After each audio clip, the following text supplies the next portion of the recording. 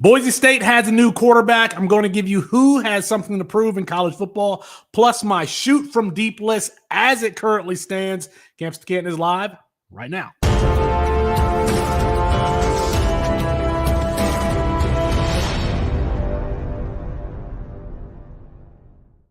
All right, I'm trying to tell you guys something. I'm trying to be more consistent, like here with the schedule, but even in my personal life.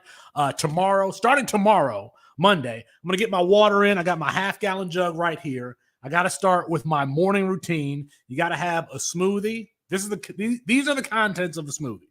You got to have your berry mix. You got to have orange juice, power greens, creatine, protein. And then Monday is back and chest day.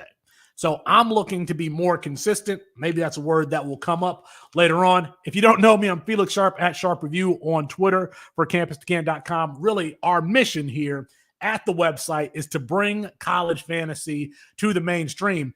I think that it's probably coming. I saw College Football Live last week. They had a college fantasy draft of shorts. They only took one player at each position. But then Andy Staples of On3 last week, they did a full-fledged college fantasy draft. So college fantasy is coming. If that's a mission, if you'd like to support our mission, go ahead and like the video, subscribe to the channel, or if you're listening on the podcast feed, leave us a 5-star rate and review. Now, they say if you aim at nothing, you will hit it every time. So let's get this video to 50. 50? Can we do 50 likes? Let's do 50 likes on the video. Let's aim at something. Boise State, news out of Boise State is that Maddux Madsen has been named the starter, threw for about 1,100 yards last season. This is crazy. This is a crazy fall for Malachi Nelson, who one time heir apparent for Lincoln Riley, okay, loses out to Miller Moss, and now loses out to Maddux Madsen. And it doesn't seem like it was particularly close. If you read the beat reports from there, Maddux Madsen was always taking the snaps with the ones. That was just who it was. Now, they said that Malachi Nelson showed flashes at time in the spring, in camp, but it was always Maddux Madsen. So shout out to Spencer Danielson for not – I mean, there's no way that Malachi Nelson came to Boise State without some sort of NIL deal. And I got to believe that there's some Corvette dealer owner there in Boise who wants to talk to Spencer Danielson right now. Right now, he wants to talk to him. So Malachi Nelson, precipitous fall for him. He's currently our quarterback 20, but I think that he's going to be taking a dip. I know that I've dropped him a little bit in our rankings in reaction to this news. You can't lose to Miller Moss. I don't think Miller Moss is very good. I don't even know anything about Madsen's play. So we got to dip. We got to drop Malachi Nelson in our rankings. From USC to Boise State, you got to believe that he thought he was going to have this job, especially when you're dropping down a level in competition. He had to believe that he was going to secure this, get playing time. But there are young men with pride, regardless of the level of football. And Maddux Madsen just showed a bunch by not giving his job away to the former 5-star quarterback. It reminds me of when I was at Grand Valley State, there was a safety that transferred from Minnesota, Samad Kane, went to Detroit King, same school as Dante Moore. Came in he was a sophomore when I was a freshman. He didn't start. Going from Minnesota to Division II Grand Valley State. We had Joe Ballard, and if you saw Joe Ballard in the bar, you'd be like, I don't want to mess with that dude. Zach Jones, veteran of the team. Samad Kane didn't come and start over those guys because there are ballers with pride no matter where you play football. And again, Maddux Madsen showing a whole bunch. What should our takeaways be from this? Malachi Nelson, 2023, a lot of people, company included, had him as not only the number one quarterback, but the number one overall player. I was in a draft, and I had the first and fourth picks in this freshman draft. I took Dante Moore, number one. Justice Haynes went number two. Zachariah Branch went number three. I was like crossing my finger. I was trying to trade up to get Malachi Nelson. Malachi Nelson falls to number 4. I'm like, my quarterback position is set for the next however many years. I was that impressed with Dante Moore, starting as an 8th grader at Detroit King. Played a lot of starting football there in Michigan, in Ford Field, winning championship games. Malachi Nelson at Los Alamitos, Lincoln Riley's handpicked man. I thought that I was going to be set at quarterback. If you look at those picks now, the players who have retained their value the most are really the ones who haven't played. Zachariah Branch's value has probably dipped a little bit. Dante Moore's has definitely dipped a lot. Malachi Nelson is falling. I don't know what to take away from this, but at some point we're going to have to figure out, what to do with these quarterbacks. Now, Alfred and the guys at The Official, if you haven't listened to that podcast on the Campus Game podcast feed, I highly recommend it. They just released the STAR Index. That's what I'm calling it. I'm calling it the STAR rating or metric, and maybe that will help us sort out some of these players. But if you're anything like me and you're watching this show or listening to this, you were high on Malachi Nelson too. If you got Malachi Nelson at 4, you were ecstatic about that. And now I don't even know what to. I mean, I guess and Madsen has more eligibility. I think he's in his 3rd year. Madsen's not going anywhere as a starter unless something happens to him or he underperforms. He should be starting there for a while. So, and I could be wrong on that. Check me, Chally. Chally, are you producing me today? Chally, if you're producing me today, let me know in the comments. Let me know how much time Madsen has left. I thought that when Justice Haynes went number 2 overall in that draft, that it was a mistake because Justice Haynes even went over Cedric Baxter. And Cedric Baxter was the number 1 running back in that class. Now, I personally had Justice Haynes as the number 1 running back in that class, but consensus was that C.J. Baxter was number 1. Dante Moore now at Oregon as a backup. Cedric Baxter now out for the year with 2 ligaments torn in his knee. Zachariah Branch, we don't know if he's like Laviska Shenault and can only be used around the line of scrimmage because they're saying in camp that he has to develop as a route runner, develop as a complete receiver, not just an athlete. And then you got Justice Haynes there who hasn't played thus yet, but he has more value than all of those players. So I guess I'm the stupid one for thinking that that was a mistake to take Justice Haynes at number 4. So let me know. Let me know what you're doing with Malachi Nelson in your leagues moving forward.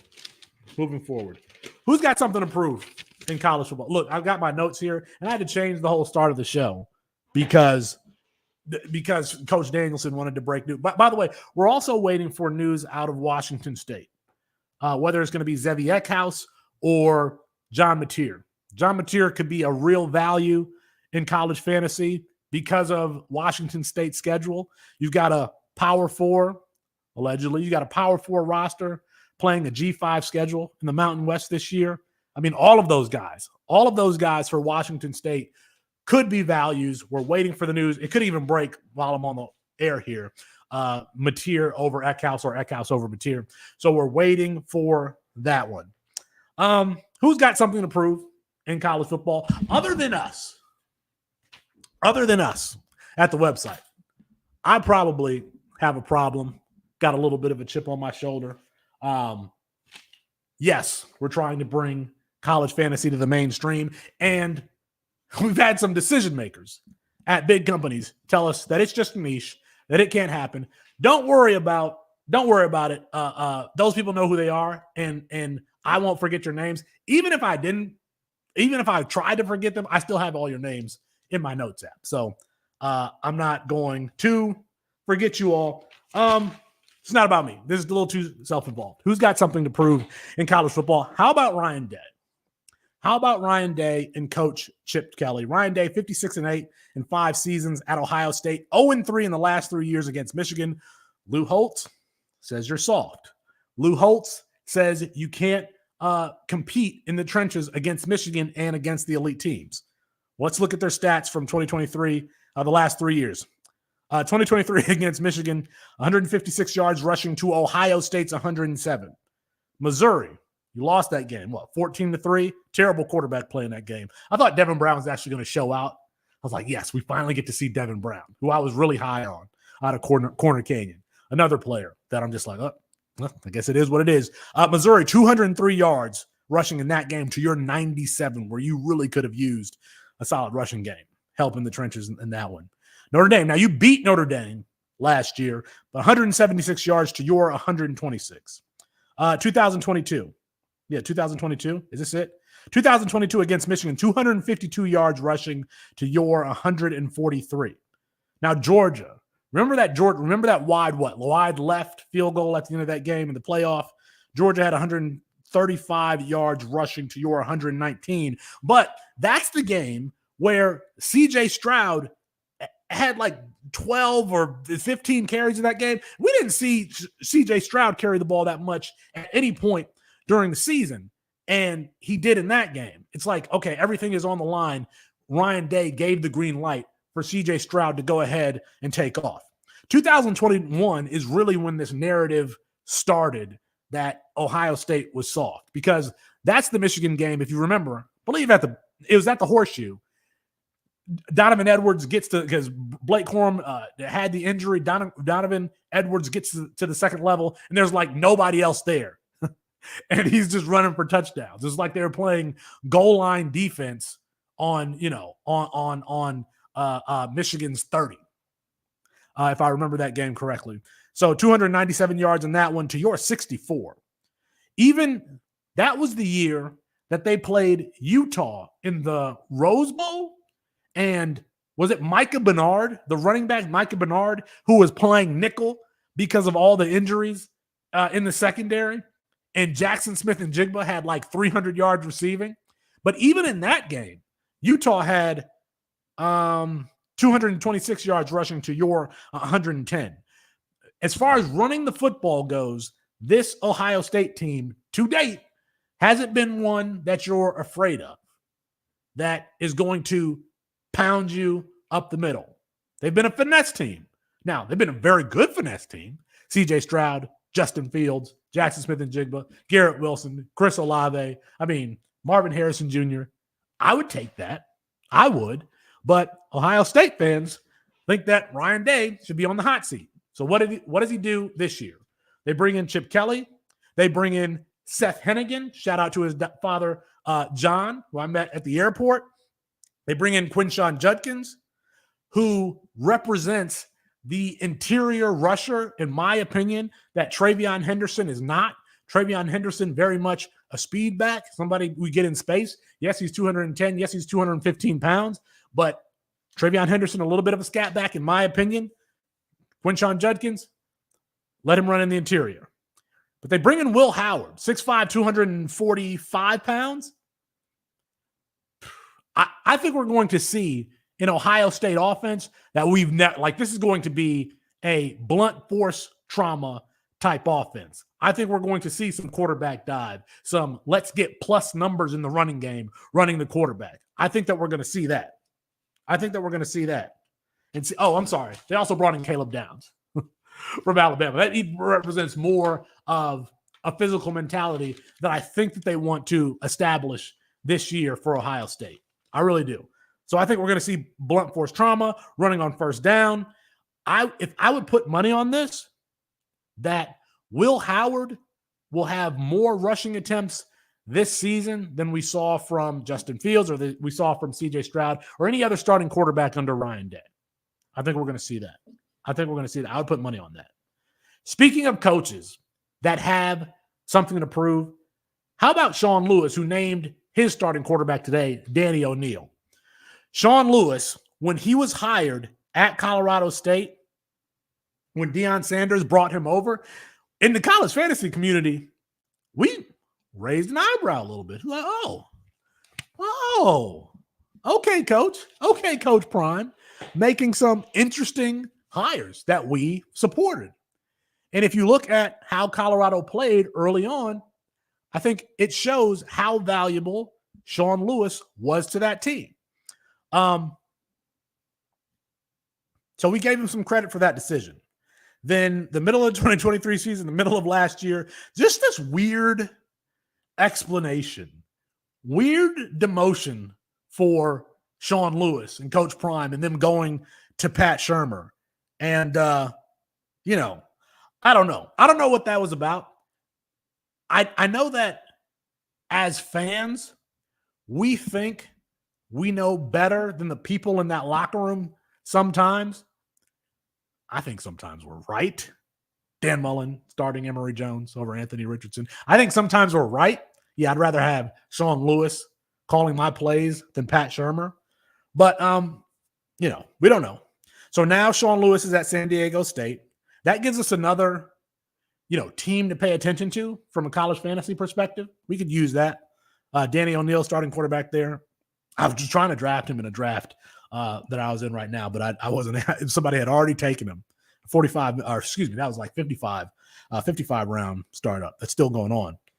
So we're going to see both at San Diego State and at Colorado. Like, what was the reason for Colorado's, for the Buffaloes' early success? Was it Shedeur Sanders? Was it Travis Hunter? Was it Jimmy Horn? Was it Xavier? I forgot his name. Was it those guys, or did Shawn Lewis have something to do with it? This is a stat from Matt Bruning that he's read on shows, before. With Shawn Lewis, Shedeur Sanders had a 70% completion percentage. He was averaging 357 yards per game. He was averaging 2.6 big-time throws per game. And on throws of over 10 yards, he had a 52% completion percentage. You know where this is headed. You know where I'm going with this. After Shawn Lewis got demoted, or Pat Shurmur, whatever you want to call it, Shedeur Sanders' completion percentage dropped almost 10 points to 60.8. His yards per game dropped to 197 per game. That's from 350 to 197, almost 150 yards, 157 yards. Big time throws per game, 1, down 150%. And his completion percentage on throws of over 10 yards dropped to 33%. I mean, we're going to see. We're going to see this year. Colorado. This could be a rocky one for Colorado if they don't come out of the gates having the success that they did early on last year. By the way, somebody should give Matt Bruning some credit. Looking up those stats, was high on Quinshon Judkins out of the gate, high on Aiden Childs out of the gate. Somebody should give Matt Bruning some credit. It ain't going to be me, but one of y'all should give Matt Bruning some credit. I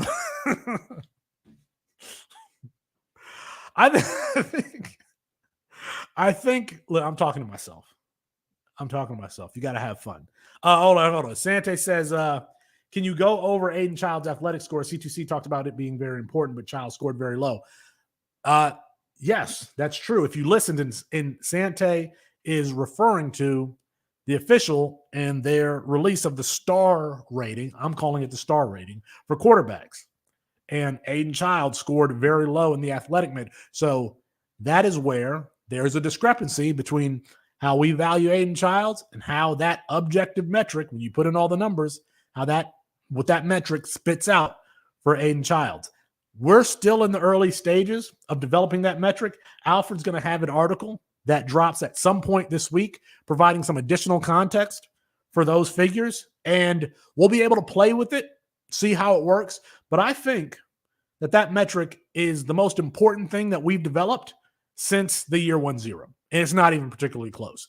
The draft tool, a close third, but as far as evaluating players, if it is what I think it is, the star rating may even surpass the year 1-0 as far as importance and how we evaluate players moving forward. I need to stop pounding the table.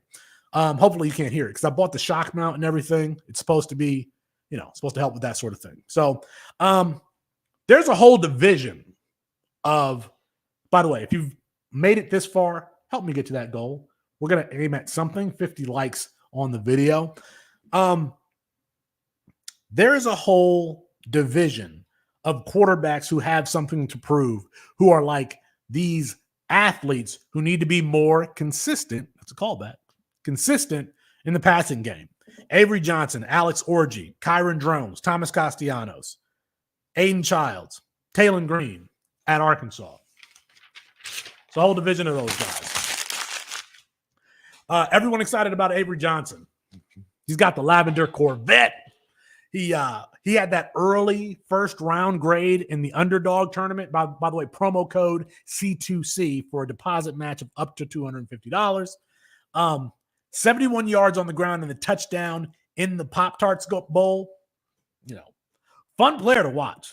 Fun player to watch, Avery Johnson. I wrote his profile in the 2023 freshman guide, and this is what I said. This is, again, if you're new around here or whatever, we write a freshman guide evaluating all the freshmen coming in because we have freshman drafts and campus to Canton leagues. So this is what I said about Avery Johnson before he ever played a snap at Kansas State.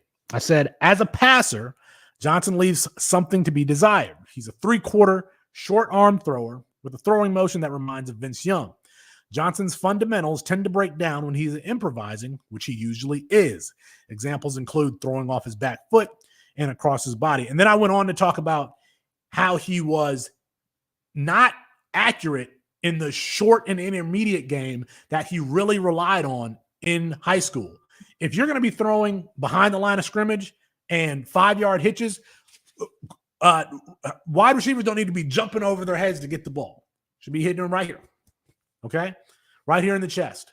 If you're throwing behind the line of scrimmage on a bubble screen, a wide receiver should be able to catch that ball and keep on running. And Avery Johnson did not always show consistency in like pinpoint accuracy in the short area on those throws. At least that's what I saw.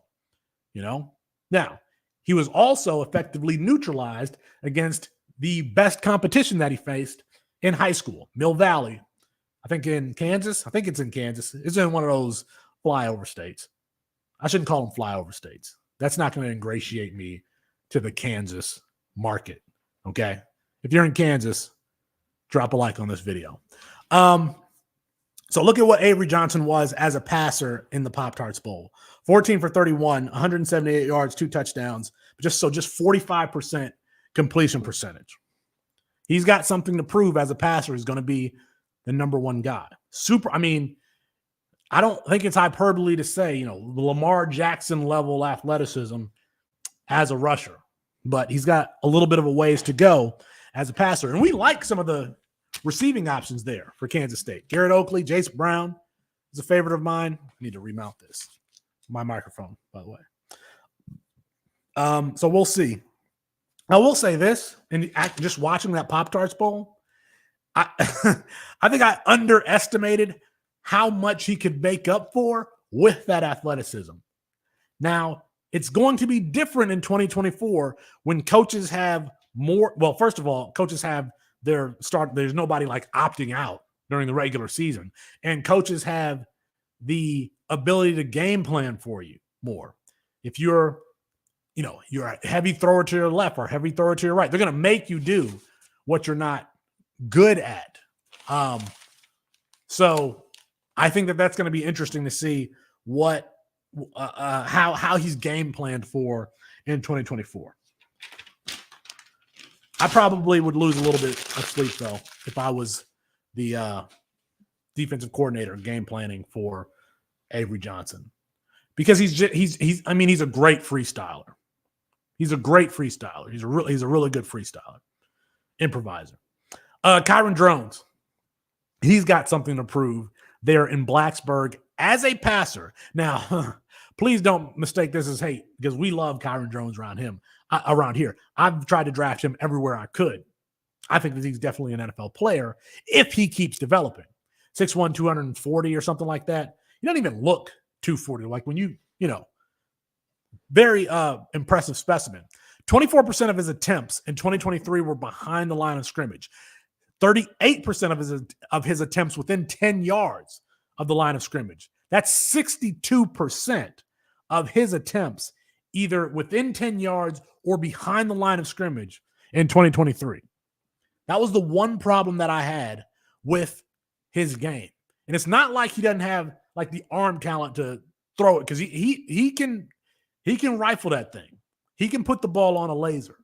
But as far as schematically what they're asking him to do, they're giving him a lot of safe throws. And by the way, Virginia Tech's receiver core, not shabby as far as college wide receivers go. You got Daquan Felton is on the freak list. Jennings is coming back from injury. Jalen Lane is there. I mean, they have a good top 3 wide receivers there.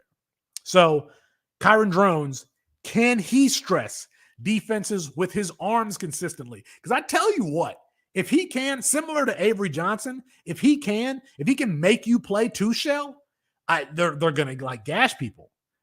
They're going to gash people. If he can make you play two shell, they're going to run when you play two shell. Then when you spin that safety down, they're going to throw the ball over the top of your head. I mean, who's the offensive coordinator at Virginia Tech is Tyler Bowen. Tyler Bowen. He's got to be thinking the same thing. Like, if I can get defenses to play in two shell, and Bashul Tootin is down there too. They're going to gash people if Kyon Jones can prove some consistency throwing the ball. Taylon Green at Arkansas, 2021. We were like, oh, look at this dude. Look at this dude. 6'6", 225, long gazelle strider, starting as a redshirt freshman at Boise State in the Mountain West. He had 406. This is 2022, excuse me. 467 yards rushing that season, completed 61.4% of his passes in a conference that had, Jake Hayner and Carson Strong and last year Jaden Mayava. We thought like this is the next thing in the Mountain West Conference, and then didn't progress in 2023. Now he's at Arkansas. And Trey Biddy of 24/7 Sports says that in the last scrimmage, they said that the offense threw 8 interceptions. Now, they didn't account all of those to Taylon Green. Taylon Green's obviously the starter, so he threw some of them interceptions, 8 interceptions. Now, they also said that they ran 150 plays in that scrimmage, which I think is more than twice that you would play in a normal game. Yeah, more than twice. So it's like 2 games worth. So even if it was 3 interceptions in that scrimmage, that's still a lot. Now, I can tell you, a coach could be designing a practice where, hey, quarterback, don't run, find your reads and throw the ball. And they could be forcing the issue, but it's still not a good look. For a player that didn't progress as a passer last season, we want to see some progression this year as a passer, and throwing 8 interceptions in a scrimmage. Man, it gets me scared. And I've got a lot of Taylon Green. I'm excited about it. I'm excited about him because he's got Bobby Petrino there. Has time passed Bobby Petrino by? Or can he bring some of that Lamar Jackson magic? Brian says that Green is so bad. Listen, I'm hoping for the best, okay? He's super athletic, man. He's just one of those guys, like, you see the potential there. Thomas Castellanos at Boston College. Thomas Castellanos, one of my favorite players coming in as a freshman out of Ware County, where he started with Cartavius Norton. But does Bill O'Brien mesh with this style of quarterback? When Bill O'Brien was hired at Boston College, I said, uh-oh. Because remember, that was on the heels of the national championship where Jalen Milroe said his former offensive coordinator said he should switch positions. Jalen Milroe, much better passer than Thomas Castellanos. Bill O'Brien, who's had, man, you look at some of Bill O'Brien's quarterbacks. I mean, it's been like the most vanilla, bland, drop back. Yes, he has Tom Brady in there, but Tom Savage, Brian Hoyer, I'm a little bit afraid of the relationship between Bill O'Brien and Thomas Castellanos. I think that Thomas Castellanos has to prove something to Bill O'Brien to prove that he can develop like a passer. And I don't know that that wasn't his strength in high school either. So I don't know what we're going to do there. I'm a little bit worried. Like, I haven't drafted Thomas Castellanos anywhere this year. I did last year but not anywhere this year. Alex Orgy at Michigan. Alex Orgy, number 13 on Bruce Feldman's freak list, allegedly in a battle with Jack Tuttle and Davis Warren. The good news coming out of camp has been that Alex Orgy has shown some improvement, but still the teammates are saying that it's been Davis Warren who has been the best passer thus far. Man, we really want Alex Orgy to win that job, to be the dual threat that we love to see, I mean, there's a chance that he could be very similar to Kyron Drones if he can throw just a little bit. Whether or not he can, that's not clear from beat reports. And that beat reporters are like, everything is awesome. Everything is cool when you're part of the team. I mean, that's how beat reporters write. Everybody's in the best shape of their life. Everybody's, except for Trey Biddy saying that Taylor Green threw 8 interceptions he's the only one keeping it real. But everybody else is looking at their team through rose-colored glasses as a general rule. And I just haven't seen someone say, Alex Orgy lit it up in this scrimmage. He threw for, 250 yards. So we just haven't seen that. So Alex Orgy has something to prove. Aiden Childs, we just haven't seen him as the full-time starter going over from Oregon State to Michigan State with Jonathan Smith. I hope if you guys have been following us for a while. We interviewed Aiden, was the backup quarterback for Malachi Nelson at Los Alamitos before he transfers to Downey. Whew. Man, what's that? A good 4 years? Look how you would be crazy to have Malachi Nelson ranked ahead of Aiden Childs now. Look at me now. Aiden Childs said, look at me now. I wonder if he reached out to his boy. I wonder if Aiden reached out to Malachi and said, you all right, dog? You all right, dog? You can come over here to East Lansing. You can back me up. So that's, that's who's got something to prove. I had some other ones, but I didn't want to be up too long. This is school night. I got a real job. I got to wake up at 5:15 in the morning. Shoot from deep. Do you guys want the shoot from deep list? I can't hear you. So do you want it? It's one of my favorite things is just see, it used to be that not everything was so heavily covered. Like it's kind of like in NFL fantasy now, there are no more sleepers. You just shouldn't even use the word because every player is so thoroughly discussed in the NFL. And we are approaching that level in college football where every player is so thoroughly discussed. So it's harder and harder to find like the values. But some players that I have previously touted as shoot from deep players, Michael Penix Jr. during his time at Indiana, Anthony Richardson, Zach Wilson, Ramondre Stevenson, Thomas Castellanos, Jameson Williams. Last year I was higher than consensus on Carson Beck and Ladd McConkey.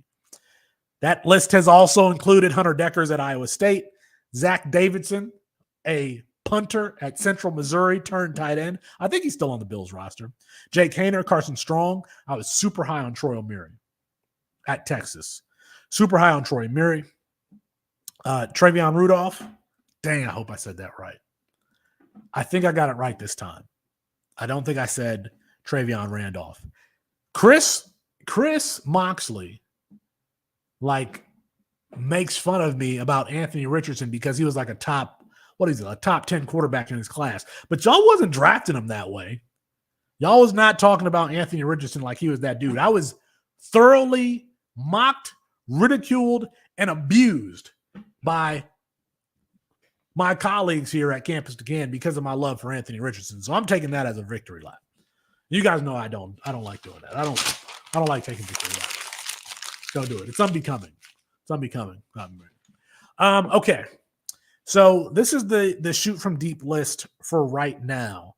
And again, it's just getting harder to find these guys because we're doing a better job, generally speaking, not just us at Campus Can, but I think the community overall is doing a better job of covering players. So here we go. I like Zachariah Sample, wide receiver at Arizona State. If you like Jace Brown, Silas Bolden, the 5'9", 5'10", 165 to 175 pound quick twitch guy who's hard to stay with, I think you'll like Zachariah Sample coming out of Katy, Texas, Dallas, Texas, a different environment. How many of you get that reference? If you get that reference, drop a comment in the chat. So I like Zachariah. He is from Katy, Texas, though, by the way. He is from Katy, Texas, by the way. And 5'9", 5'10", like 160, 170 pounds.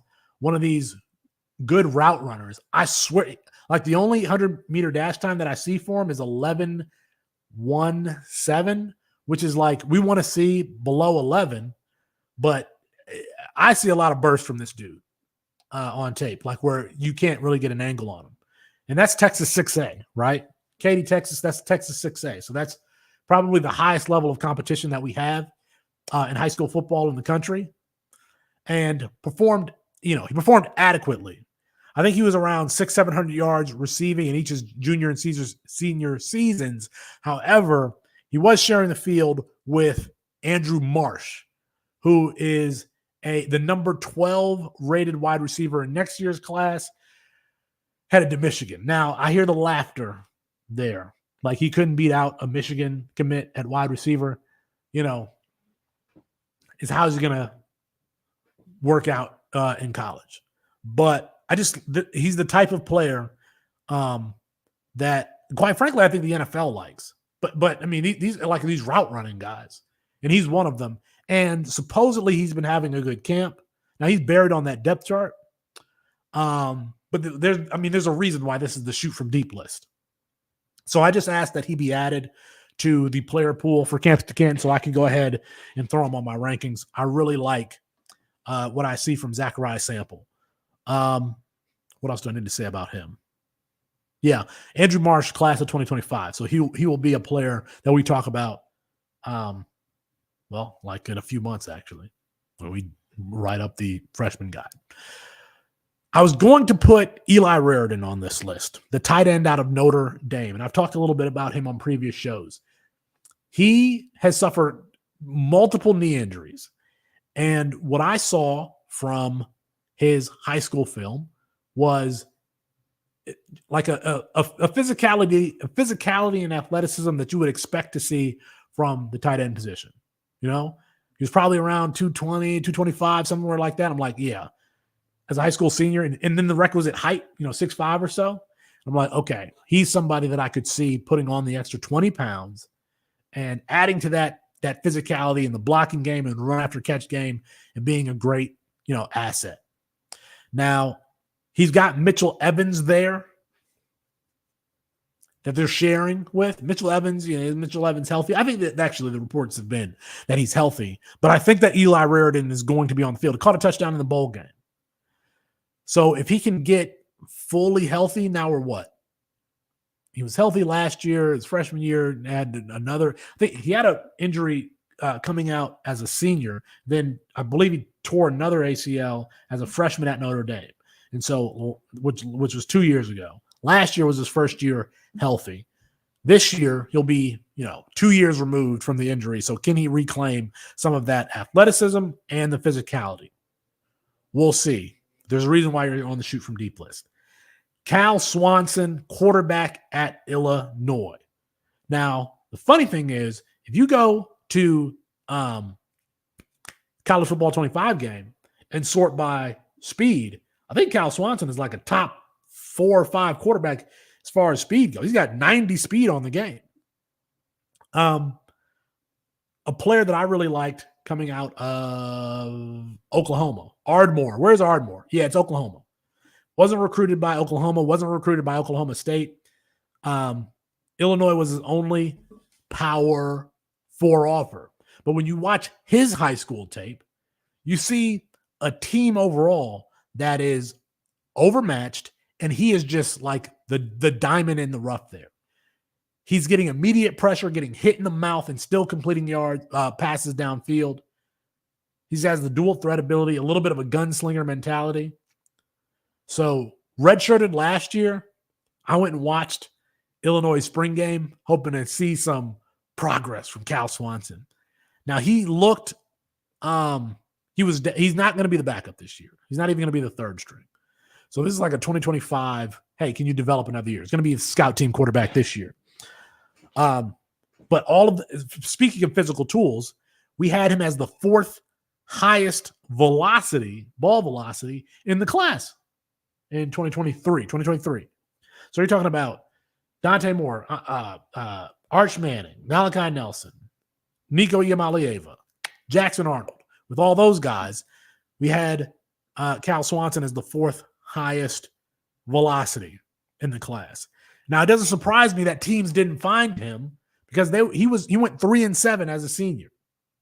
3-7. So I'm still paying attention to Cal Swanson. I'm not telling anybody to draft any of these guys.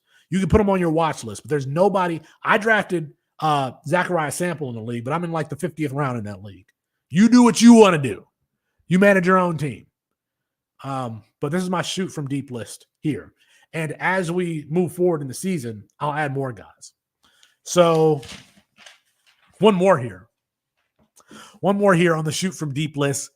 I think I'm a fan of Reese Puffenbarger at Miami. Reese Puffenbarger at Miami. 6,381 yards in 2 seasons at FCS Albany. 60 touchdowns. And he reminds me a little bit of Zach Wilson. We'll throw the ball across the field, off platform throws. It's funny because, well, first of all, Cam Ward had a similar FCS to FBS trajectory.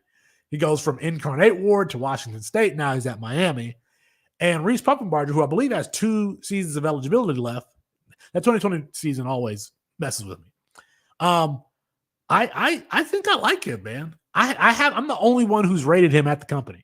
Now I have him rated like in the 70s or something like that, but this is the shoot from deep list. Now he's battling Emory Williams, who started last year for Miami, had to start, was forced into the rotation due to injury and ineffectiveness of Tyler Van Dyke. But I like Reese Puffenbarger. I drafted him in that same league. Like, you know, he's got some flash to his game. Whereas Cam Ward as a scrambler reminds me a little bit of Tony Romo. Reese Puffenbarger reminds me of FCS Zach Wilson. And he can run a little bit. So that is the shoot from deep list as it stands right now. Let me know your players who you think are undervalued in the comments. Going to be back on Wednesday with the rest of the guys. And then Thursday, I think I'll do a Q&A. Now, this is week 0. You're listening to this on Sunday or Monday morning.